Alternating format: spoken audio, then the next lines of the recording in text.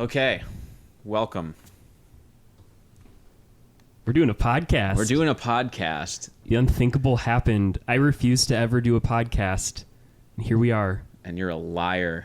I lied to so many people throughout my life, and I think this was the most egregious. You lied to your parents, to your youth pastor, to God. Boy, did I lie to my youth pastor. Welcome to Musicians Movie Club, I think is the title of this. Oh, yeah. Yeah. I'm Dan Stewart. I'm Tommy Kessler. And we are both musicians. We live in Chicago, Illinois. And we like movies. Yeah. Do you want to give any background for who we are? I guess our relationship to movies maybe, because I don't really have one, but you have an actual... You have a relationship to movies. I like them. I like them. You're studying them. That's more what I meant. Got it. Well, I'll go first, and then you should talk about your emotional attachment to movies or something. I can do that. Yeah. Yeah. Well, I'm a filmmaker, and I am in film school still. I'm finishing my last year of my master's program in film and television directing, folks. Judge that choice as you will. But yeah, movies, big part of my life for a long time. Love making films, and sometimes I like watching them. That's nice. Yeah. The enjoyment of movies went down as I learned more about making them, and now I enjoy making them more than I like watching them, maybe. Interesting. I remember you talking about liking watching them less, and that bums me out. They're so fun most of the time. Sometimes they're not. But when I find one that I really like, again, when I find something really new and refreshing, then it's really good, a really positive experience. So That's probably the deal, Unfortunately, it's just not as often as I might like. Yeah. Yeah. So, but yeah, movies. Movies. Yeah, I guess I got into movies in high school where I watched The Shining for the first time. And then I watched that god-awful Room 237 documentary. But at the time I was like, movies can be about things. And then the door just opened to watching all the Kubrick stuff, and then talking to friends of mine who like movies to get more recommendations. And yeah, it's just been downhill since. Yeah. I watched them a lot, but yeah. This was a fun one that we watched for today, if we want to segue or if we have more to discuss first. Yeah. Well, so the premise of this particular program. Yes, that's important. Is we're going to be, we're musicians, of course. And we want to have other musicians come on and talk about another love that we all seem to share, which is movies. Yeah, and I think the idea is desert island movie vibe, not necessarily the best movie you've seen, but the one that has the most rewatch value for you. Yeah, to make it it's something that you care deeply about. I feel like we put too much, as a society, we put too much.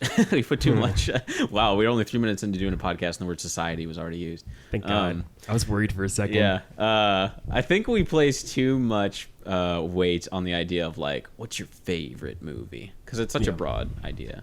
I think I'm coming into this with what's your desert island movie? What is something that you could watch forever? Right. Or just something very important to you, and forgetting all the stigmas or contexts or whatever about you like The Dark Knight? That's cool. Yeah. Yeah. That's cool. Who doesn't? Actually, I used to not. I know a lot of people that don't. I'm sure there's somebody out there who's like, oh, no, Dark Knight. Dark Knight movie set in Chicago, as is today's film. Now, yes. I think that was a great segue. I'm Holy good shit. at this, dude. You're going to find out. I don't know what I'm doing. That's awesome. I think you wanted to talk about The Shining when we first talked about doing the pilot episode. That's all I ever want to talk about with anybody. So that checks out. Yeah, we'll revisit The Shining. Yeah, we'll come to The Shining. I love The Shining. I proposed Wayne's World. Yes, which is also a favorite of mine. Yeah, and I will talk a little bit about how I've watched it dozens, if not more than dozens of times since middle school, and my dad showed it to me too young to get what was happening. Right. There's one of those. Yeah, I definitely felt, I'll get into the details on it, but I definitely felt like there was a lot of gags that I didn't realize how sexual they were, especially. Yeah, that was a big piece of it. And then references to things that I had no context for. Then now I'm like, oh, that was a Like the Grey Poupon, we don't need to get into specific bits, but the Grey Poupon bit I thought was hilarious and I had no idea it was a real thing. Yeah. I thought it was hilarious when I was in middle school and I was like, oh, that was a commercial? It's very much in its time. Like there's a lot of like very like gags from like a commercial that was on in 1992. You know? But yeah, this is my desert island movie for sure. I can watch this movie forever, and I had a blast watching it again to talk about it for this today. And yeah. Another important piece of this podcast I want to call out is that I'm doing themed cocktails for each of the movies we watch. Yes. So today we have a cocktail that Dan aptly named Crucial Taunt. Yes. After Cassandra's band in the film. Yep. It is rested tequila, grapefruit juice, lime juice, sweet vermouth, and bitters floated on top. Bitters float. Bitters float. You don't mix that shit in. Yeah. They float. They float. I've never seen that. Maybe I'm a plebeian or something, but I've never seen the bitters float. Nah, I don't remember where I saw that for the first time, but I thought it was neat. I think it was a whiskey sour. Somebody floated like page shots on it or something. Well, yeah, big citrus vibes in this. Yeah, big alcohol vibes as most cocktails have. So that's cool. What's your what do you think that Reposado tequila does instead of Blanco for a cocktail? I think it just blends in a little more. Yeah. Which honestly, I could have used Blanco for this to have a little more of a kick, like Cassandra in the film when she kicks that guy and then waits like everybody was kung fu fighting. But I thought the grapefruit on its own did enough of that, so I was like, maybe I just calm it down on the tequila. Grapefruit's a big boss. Grapefruit comes in and he's like, I'm here. And I don't usually like grapefruit and stuff, but for some reason it was speaking to me. I think because it's what was in my fridge. Yeah. So sometimes it's just like a practical thing. We just don't get a lot of it in cocktails, other than like a Paloma. Yeah. You know? Yeah, Palomas are good. Throw some mezcal in there. Oh, man. Oh, yeah. Come to... I'm not going to name the place I work at. Do you want this to be an ad? Yeah, no. I advertised it enough on my own time. Yeah, okay. Kung Fu fighting bit, which you brought up. That, like, yes. I kind of do want to talk about individual bits because there's I got a list. Yeah. I like laughed out loud alone in my apartment at the Kung Fu fighting thing. Because of the way he delivers like the cringe immediately face afterwards. Yeah. So funny. And I think that so they are stoners, right? Like, do you think like Wayne and Garth are stoners? Like, that was something that came up to me like this time. I've never once considered it because it's a very PG-13 movie, all things considered. Yeah. I had never once considered that they were. Like, but they're like dumb, you know? Like, and that's the joke. Yeah, you can just be dumb. I guess you can just be dumb, like the metalheads, right? Yeah. But like, you know, it gave me a similar sensation of like when you found out, oh, Shaggy was just high all the time. That's why they were, right. You know, because they're like metalheads in the early 90s when metal was definitely fading from the popular thing. But yeah, they're losers. I like movies about losers a lot. Yeah. And I think this is a good example of it. Yeah, they consistently lose the whole time, except for the super happy mega ending. But yeah, which one's canon? We don't know. Yeah, it's actually quite artfully, tastefully done. I am not usually a fan of like big obvious fourth wall breaks, but I think the ending of this movie is funny every time. The Scooby-Doo ending and how they introduce Old Man Withers at the very beginning awkwardly for 2 seconds. Yeah. And they rip the mask off at the end is like, I don't know if that's the hardest I laughed, because I want to ask the hardest you laughed during it, if you can think of a moment. But one of the hardest I laughed was Mr. Withers during the Scooby-Doo ending. Yeah. I think, man,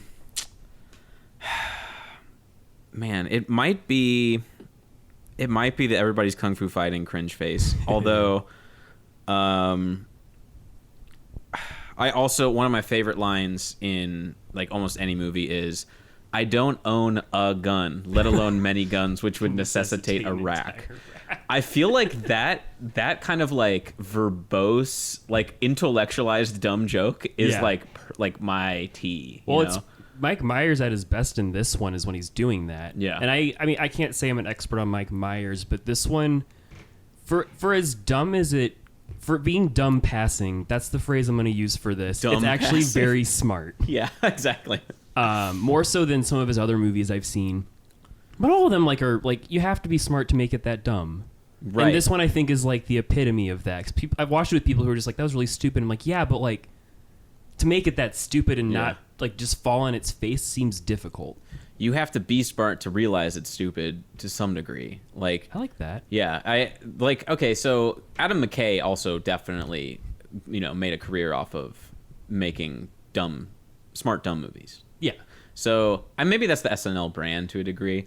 I think part of the reason why I really love the movie is, I guess I grew up on SNL of many eras, but like the best of DVD compilations. Oh yeah. And I feel like Best of Mike Myers had like several Wayne's World sketches, and that stuff fed into seeing this movie, and just like the absurdist, like I guess that maybe that's even rooted back into like National Lampoon's influence on SNL, is like the kind of like satire of popular culture thing.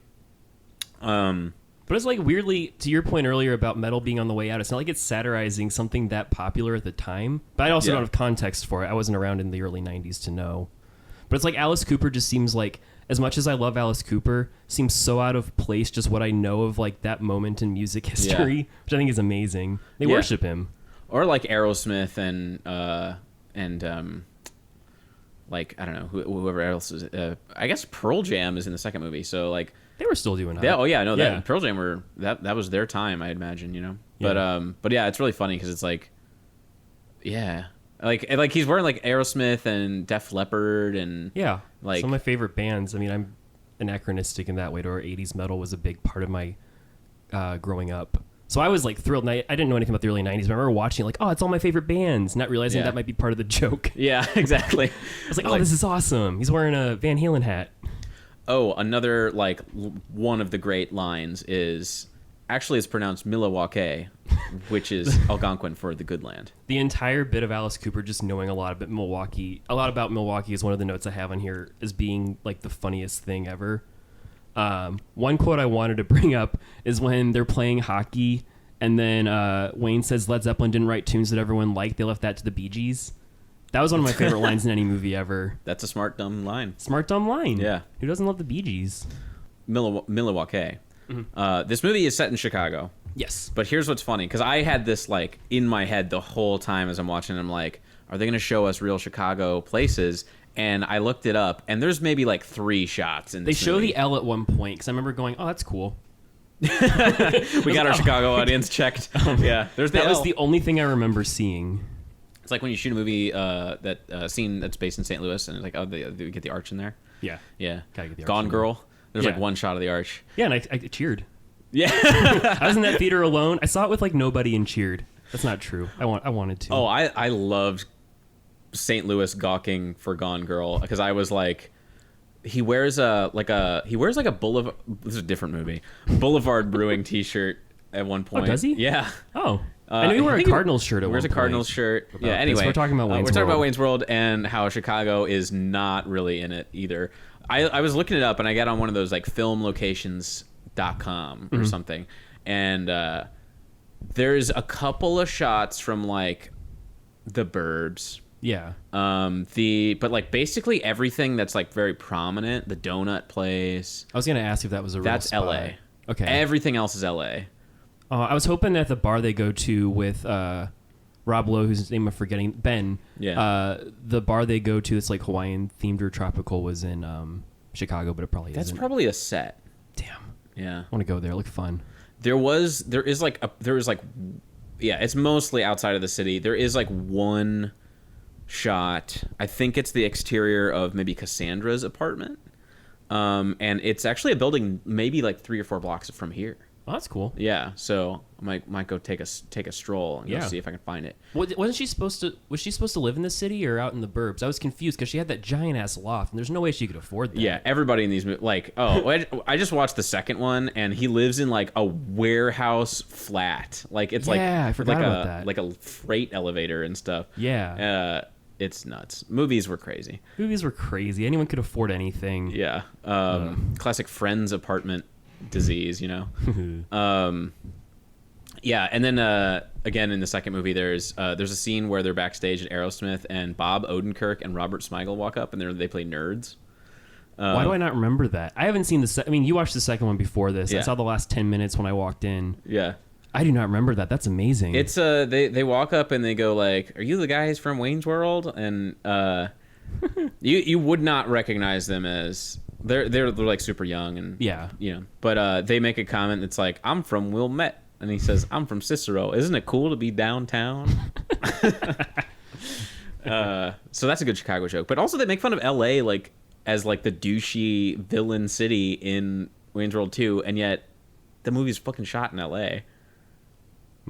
So anyway, I hate this stuff. I remember to be almost nothing honest. about the second one. I hate this stuff. Like, if you're gonna if you're gonna make a movie that's set somewhere, like, shoot it there. I get that it's more expensive and everything, but where's the heart? when they made that 3 Billboards Outside of Ebbing, Missouri movie, and I learned that it was all shot in North Carolina, I was like, oh really? Fuck you. And that one I thought did a decent job of depicting like rural Missouri. That's a bummer it wasn't shot there. Yeah. Dark movie. Taking a little sip of Crucial Taunt. It's good stuff. Crucial Taunt, fake bands in movies. I love it. Why? It's like my favorite thing. The great soundtrack. The original songs are pretty cool. Yeah. It's weird they do as many covers as they do during the movie. Like, I get it. You don't want to write a bunch of original songs, and I guess during the music video they at least do an original one. But one thing I noted that actually pisses me off about this movie every time, and it's the only like gripe that I have, is at the end when they're performing Ballroom Blitz, the first half of the chorus, the singing is super off tempo, and they just didn't fix it. Yeah. And I notice it every time because I always forget, and then I'm like, it would have been perfect otherwise. There's a lot of weird audio choices in general. I've started to notice this more and more with movies. Like, specifically in the 90s and early 2000s, I feel like there was a tendency, a stylistic inclination to, like, fill silence at all costs. I had a note about that because I don't know if what my theory with that is that they wanted to add more expositions. There are all these shots of people walking away from the camera talking. Yeah. And I think that is recorded over to, like, make it less... I don't know, not esoteric. It's not an esoteric movie. I don't know what word I'm looking for. No, Make it more obvious. Yeah, no, it's... That's the easy way to say it. Yeah, no, they fill in, like, exposition, or maybe it's like I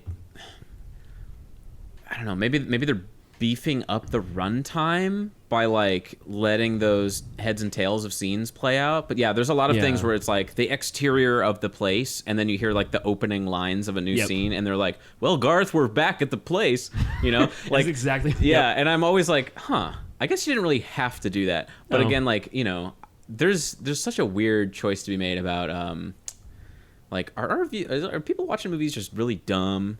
Like they can't figure out, like, the reason for this scene to exist? It's taking every ounce of my body not to make a Christopher Nolan joke. Well, It's going to be controversial if I do, so I'm not going to do it. I'll do it later. Controversial. I don't want people to hate me in the first episode. People love Christopher Nolan. No, dude, this is a podcast. We got to be bold and brash and just say whatever. I think a lot of his movie... This is... oh, God. Here's the simple version. I think he assumes everyone's dumber than him, and it's obvious when he watches movies, and it makes me annoyed. Yeah. That's all I'm going to say. I think he got way more about that starting with Inception. Yeah, that movie's like all exposition. Yeah. Can you imagine like that movie with no exposition just doing its thing? It would have been fucking awesome. People still... But here's the funny part, is that people still go, Inception, that movie makes no sense. They explain everything. I The know. whole movie is them explaining it. Believe me, Tommy, I know. Every time I watch it, I'm just like, wow, they could have done a lot less. And maybe it would have been less confusing because you're not so focused on what they're saying, but just like watching it play out. This isn't about Wayne's World anymore, and I apologize, but... It's going to happen. It's going to happen. This will be tangent-y. Tangential. Tangent. God damn. Okay. Yep. I studied English for a little bit. But anyway, that was a funny thing. The sound design exposition situation. There's a lot, like, a movie that I watch every year on Halloween is Donnie Darko. And there's a lot of that in Donnie Darko. It's like people off screen saying stuff that it's just like, why is that there? Yeah. But Donnie Darko was more endearing to me than like something like Inception, though. I don't know. It's not even exposition. It's just like, you know, somebody walks in and then there's a character off screen going like, who is that? Or, you know, just something like that. Like, you know, well, maybe we'll talk about that when we get close to October. Okay. Halloween. Down. Yeah, so There's as far as stuff I noticed new on this particular revisitation of this movie. Yeah. First of all, it just came clear to me that the schwing thing is a boner joke. You didn't know that? I never realized that. That one I got earlier than I probably should have. Like, like it just never occurred to me. I just thought it was just like a generalized, like, you know, like hump sound or something. And then I realized, like, oh, it's like a sword and it's a boner. Okay. Yeah. And I love that bit. It's like, I mean, that's like the most essential Wayne's World bit, I guess. You know? Oh yeah, it's up there. And then, and then like they do it like when they morph it and they go like, all right, we're gonna give a salute, wing. You know, like I don't know. Another thing I noticed is the alcoholic friend character. Yeah, I'm blanking on his name. Yeah, one of my favorite lines is when they pick him up the first time in the movie. Yeah. And then Garth is holding out the little cup and he's like, if you're going to spew into this. Yeah. It's like a tiny Dixie cup. Yeah. That was one of the biggest laughs I got the whole time watching it again, was if you're going to spew into this. I guess, like, I had only watched, you know, with, you know, Virgin Eyes or something, but I never like really put it together. Like that guy's an alcoholic. When was the last time you saw it before this? It must have been a few years ago, I guess. Okay. But like for some reason, like I never just thought too hard about it, you know? That's fair. And so now this time I was watching it, I'm like, oh wow. And the funny thing is like, it's not a plot point at all. He's just kind of there. He's just there. And it's just like, oh, and they like pick him up and they're like, we got to get this guy right. He's like, dude, you're all partied out. And it's just like not a problem. It's just like funny. Yeah, and then he's like sober the next scene after they're at Gasworks the next morning at the car shop. And then they cut to them filming the show that night and he's drunk again. Yeah. And they're just like, when did he do that? He was working all day. It's like kind of a very real thing. Yeah, like, yeah. It's like kind of weirdly dark. Yeah. The something I wrote was like that. Yeah, the movie in general, like secondary characters and bit parts are always like given the moment to shine, which is something I love. Like the alcoholic friend or the whichever of the crew guys was hitting on Noah's wife. Yeah, the like I love you, man. Oh, well, there's that guy too. There's that guy too. Yeah. And he's like, just say thank you. The one that's like she's walking up to the camera, she's like, oh, it's so big, and he's like, thank you. That guy. Oh, I thought that bit was funny. Yeah, there's those two guys that are on the crew, and they have like virtually no bearing on the plot, but they're always there. Yeah, they're just always around, and I bet those actors either made nothing or made bank just showing up, just hanging, standing there. Yeah, what a life. That sounds great being an extra. Yeah, lots of great performances in this movie. Like Laura Flynn Boyle is really great. She had my biggest laugh in the movie. The biggest laugh. I hate how much I love slapstick humor. When she's riding the bike staring at Wayne and Garth saying hello and she runs into the car.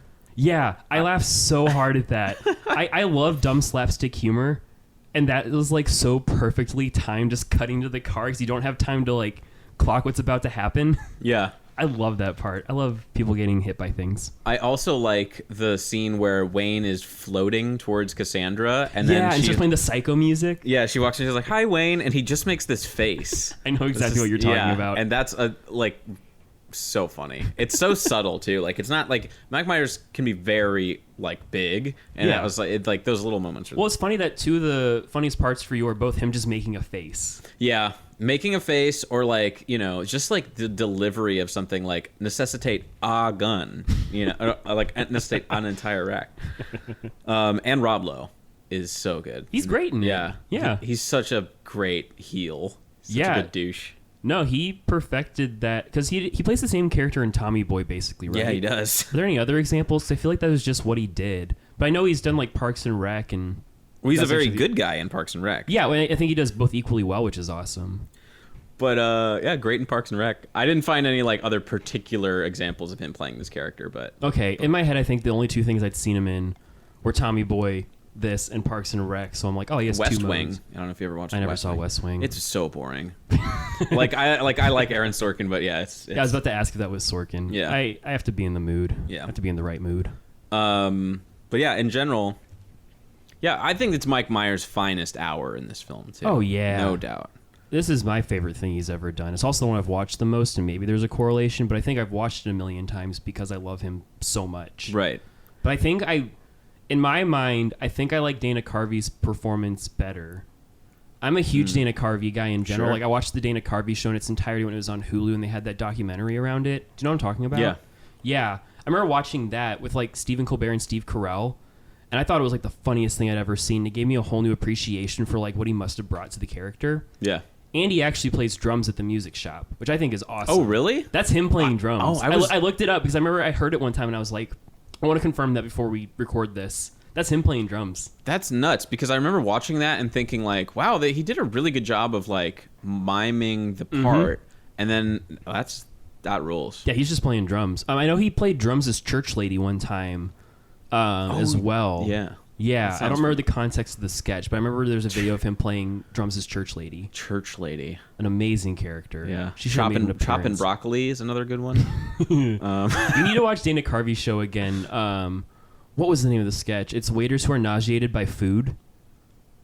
Okay, I don't know this one. Everyone look it up. It's literally, I don't think he's even in it. I think it's Colbert and Carell just like as waiters who are trying not to vomit as they're explaining the specials of the day, and that's the whole bit. And they do it for a couple minutes. And it's the funniest thing I've ever seen. Okay, that sounds waiters who fantastic. are nauseated by food. It must not have. Maybe. Well, if it was on Best of Dana Carvey was another DVD. Yeah. I had. Well, that was from the Dana Carvey show. So that wouldn't have been on SNL. Got it. Yeah. Yeah. Yeah. We could talk about like SNL a long time. Chris Farley's in this movie. Yeah. Briefly. Barely, but he has a lot of important exposition, which is the point. Yeah, exactly. I think that's what I love about this movie in particular is that, and I think it rubbed off on me a lot, which is this idea that like you can let the audience in to the fact that it's a movie and still succeed and like be funny, and like not everything has to like have the weight of keeping the diegetic logic intact, and you know, like we can have fun. Like people have seen other movies, you know, and I hope so. Yeah, but I mean, like people, it not just being meta or self-aware, but like, you know, because like it's not Deadpool, you know, where Deadpool's like. I don't want to talk about Deadpool. Yeah, but you know what I'm saying. It's like I know what you're saying. This is a lot more like playful. It's like this movie isn't important. It's just like this is just like we're having a good time. Yeah, it's not important. It was one of the most formative movies I think of my entire life in terms of sense of humor. Exactly. Which I think was a good thing that it doesn't take itself seriously, and I connected with it in that way. I'm thankful for that.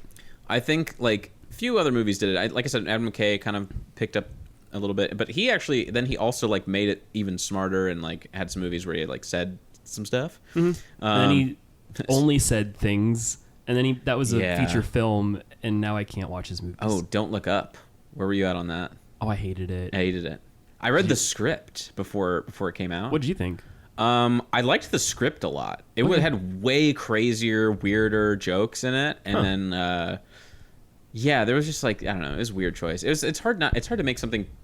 It's like there's like almost a necessity to make things that are speaking truth to power in some ways, but then also like we don't really want to be hit over the head with it at the same time. You know, there's a weird balance in making stuff now where it's like, should we be political and relevant, or should we just be goofy and boneheaded? But you can be political without being political. Like, there's a balance somewhere where you can still get a message across about, like, the greater conditions that lead to whatever political kerfluffle you're trying to... Kerfluffle, I don't know if that's the word. That you're trying to comment on, but you kind of... not talk around it, but there are like greater issues at stake that I think you can satirize without having to be like, we're talking about this. Yeah. I don't know if any of that made sense, but I'm going to tap out now. No, I agree. And yeah, I think, he made some like those. He made some films that I think rode the line properly. I think The Other Guys is the best one. I do like The Other Guys. But I think Hot Rod also did a really good job of being like, look, it's a fucking movie. Yeah. And we're just going to do movie stuff and have a good time doing Another SNL adjacent movie. Also SNL adjacent. Is that considered an SNL movie? Was Lorne Michaels? I don't know if he's involved. I think he was. Okay, because I know it's not like a sketch per se, but Lonely Island. Yeah. This brings me to my next question. Other SNL movies that we think hold up, and do any of them hold up better than Wayne's World? Because I want to bring up MacGruber, because I love MacGruber. I haven't seen that in a while. I love MacGruber. That's a polarizing one. As it should be. Yeah. It's very dumb. Yeah. But made by Will Forte and other people who I think are geniuses. I'm down to watch that again, maybe, because that's the more you know about Michael Bay, the funnier it is, I think. I think that's part of what it's like making fun of, and I can't confirm that, but just some of the shots, I'm like, oh my god, they watched a lot of Michael Bay before making this. The camera moving while twisting around the person, and also like there's like stuff moving in the sky, and like I never saw Ambulance, but like who gave Michael Bay a drone? Like who thought that was a good idea? Shit, he's got whatever he wants now. I think. That's What are other SNL movies? I think there's Coneheads. I never saw it. I saw that when I was a kid. Does Ghostbusters count? Is it an SNL people? Maybe it's not an SNL skit. Oh, I love Ghostbusters. Yeah. So I'm trying to think of Saturday Night Fever. Well, that's not Saturday Night Fever. What is it? Night of the Roxbury. Night of the Roxbury. Yeah, Saturday Night Fever. Remember that skit? Famously with John Travolta? SNL before it was that before it was on the air? I don't know when the timeline was. That was from 78 or no 9. Idea. Saturday Night Fever. Okay. So it could have been an SNL skit, maybe. Yeah, we're pursuing like something we know is false. I guess Superstar. What was that? Molly Shannon. Oh, movie? I never saw that one either. So I think we're finding out that maybe they're not holding up. Because I will defend MacGruber. I just want to make that abundantly clear. Sure. I will defend that movie, even though I get why people don't like it. Yeah. I get it. A guy sticking a piece of celery up his ass to distract a guard is objectively dumb. No, but that's another joke that's in this line of like. Oh, I think it's so funny. Fucking stupid. Yeah. And you have to be like, it's like more like psychedelic stupid. It's not like a smart stupid. That movie's trippy in its own weird way. It's kind of an Adult Swim tinged SNL kind of vibe. Yeah, and that makes sense for Will Forte, I think. Just letting him be as absurd as he usually wants to be, I'm sure. Yeah. Yeah. There's got to be other ones, but I can't think of anything else. I haven't seen that many SNL probably movies. missing something like really important. There probably is an obvious one. Here's a vulnerable question for both of us.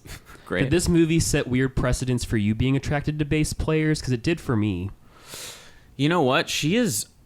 Tia Carrera is amazing. Yeah. Like, it was like... I was like actually pretty stunned. I was like, wow, she's like really... She's good at... She can play the straight lines. She's like funny. Yeah, she does everything. Yeah. Yeah, and she like moves through each of those roles so effortlessly. Thanks for dodging the question, by the way. That wasn't what I asked. She's an attractive woman. She's an attractive woman. Factual. Yeah, but no, she does. You're right. She does the straight and the comedic, and actually just like plays bass and sings well. Yeah. So like, okay, so is she playing and singing for real too? Did you look that up? I didn't. I just assumed. I want to give her the benit of the doubt, but maybe we should confirm that. Yeah. Again, convincing if she wasn't, but I'm sure she was at least singing. Real quick, we forgot the original SNL movie, The Blues Brothers, which is a masterpiece. Amazing. Yeah. Oh my God, how do we forget that? Yeah. But that's the only other Another one. Chicago movie. Another Chicago movie. Very Chicago, though. Yeah, actually very deeply Chicago. I rewatched that, I think, earlier this year, because it's like my dad's favorite movie. Mm-hmm. It's so good. Oh, it's one of my dad's favorite movies, too. That's a dad movie. Not in a bad way. We could totally do an episode called My Dad's Favorite Movies that are like... It'd be Blues Brothers, I think. Blues Brothers. Yeah, Fletch. Have you seen Fletch? Oh, yeah. Total dad movie. It's amazing. Yeah. Yeah. I would say... it looks like Tia Carrera sang her own vocals. Okay. There's nothing here that says that she played bass. Okay. But we'll say she did. Cool. Good for her. Yeah. So I'm sure this will come up a lot if we do this podcast regularly, but in my basement of my childhood home, my dad had hung up movie posters of his favorite movies, and I feel like it was almost like a funny like little Hall of Fame, and also how these movies have kind of like synthesized into a bit of my taste, how like our parents' taste always kind of eventually becomes ours in some ways. And the movies were Ghostbusters, Field of Dreams, okay, Blues Brothers, cool, The Natural. Which one's that? Baseball movie with Robert Redford. I don't know that one. It's good. It's baseball. Yeah, that's a very like serious like old dramatic baseball movie. Okay. And then there's Bull Durham, So we got 3 baseball movies if you didn't pick up on the trend here. Yeah. And Big Lebowski. Oh, I love Big Lebowski. And then the odd one out is Sudden Impact, which is the 3rd Dirty Harry movie. I never would have guessed that. Yeah, the all of the other ones my dad would have watched like regularly. They would have been on TV and stuff, you know. Yeah. That's a very dad thing to watch a movie on television because it's on. That's my dad's life. I've never once like turned on the television and been like, oh, there's a movie on. I'm going to watch the whole thing in its entirety. Yeah. I've never once had that. I also don't have live TV anymore, which maybe is the problem. But it always amazes me when people can just like sit down and like it's halfway through a movie and like, oh, I'm going to finish this. Yep. I respect it. I can get into that if it's something that I'm like super familiar with. And honestly, Wayne's World is one of those movies. I'd watch Wayne's from World back in the day. Like, yeah. Because again, it's like it's not that serious, you know. Right. Like we don't have to like There's worry. not much of a plot. The plot is they're being manipulated by Benjamin, I guess. Yeah. Like it's Benjamin trying to use them, and they want the show to be good. He's trying to get when Garth opens his Sandra planner and it's like pick up local cable access news show and exploit it. I feel sorry for those guys. That wasn't the exact quote, but I remember that line. Yeah. It was vaguely like that. There's so many good bits. Another one I like is we're avoiding one of the most classic, which is the advertising, the like product placement skit. I had mixed feelings about every time I watch it. I go back and forth on whether I think that's too long. I think at this time I thought it was like spot on, in that every time they do a new product, it escalates a little bit. Yeah, and that's what makes it funny. Is every time it's a little dumber. Well, and it's also like the reactions of Rob Lowe, just like straight face, just staring at him. Yeah. And then like they like change like the shot type and everything, and like there's like the hand new print, little yellow different, and like funny enough, some of those products I wouldn't have remembered their slogans if it weren't for this movie. Yeah, like I didn't know what new print was. I didn't know what that was. Yeah. And it's the choice of a new generation. You know? I like that one. I like the Reebok sweatsuit a lot. That's just really sad. Yeah. The other thing we haven't brought up, maybe the most iconic scene in the movie, is Bohemian Rhapsody. See, I've never understood like why that would be iconic. I don't really get that. I'm okay. So I don't know if I get the bit. Like I don't know if it is a bit so much as like I just can't think of another. Like, that's so ingrained in my mind, that song associated with that movie, in a way that not a lot of other songs and movies are. I don't know if it's supposed to be a joke necessarily, or maybe there's just context. It's just joyous. Yeah. Like, it's just fun. Or maybe, like, everybody forgot about that song. And then, like, I was thinking about whether that, like, brought the song back into public awareness, because, like, it's so... Like, everyone knows it. Yeah. And it's, like, super weird and, like, 6-7 minutes long? Like, it shouldn't be popular. I'll say it. I'm not afraid. I really don't like Queen, so I'm not a huge Queen guy. Like I like Queen, so I guess it's just like a scene that's just like good vibes or something. I don't know. Yeah, I'm into good vibes. Yeah, that's cool. I mean, I'm not against it. I just never understood why it was one of the iconic scenes, I guess. I don't know. I think it just has to do with that song. I can't think of any other movie that's like used it. I'm trailing off. I don't know. Well, so that it kind of reminds me of like American Pie, and how the classic scene from American Pie is when he fucks the pie. And, like, it's like, that's honestly one of the more forgettable scenes of the movie for me. I'm just like, I don't care. And yet... I've never seen American Pie. Okay, well, you know that he does this, right? Well, I do now. Oh, well, that's the namesake of the movie. The best bit in the film, not apparently. the best bit in the film. It's like, oh, man, can't wait to see Wayne's World Bohemian Rhapsody skit. It's going to be great. Yeah, no, and I never, like, I'm like, oh, that's the funny scene. But still, it just, like... takes up this cultural space that I don't know how it does it, but it just became iconic, and I can appreciate that because it is fun. Yeah, yeah, that's fair. I'm looking at my notes too. The dog with the Garth hair. That was a good bit. Garth's dog. Garth's dog is awesome. Bit. What was it? Wayne's been abducted by aliens. Oh, Wayne's waiting outside. Thanks, girl. Whatever he says. Yeah. I know anytime I say a quote that I don't have written down, I know I'm doing it wrong. I can never remember movie quotes, and I guarantee that wasnwasn't the line.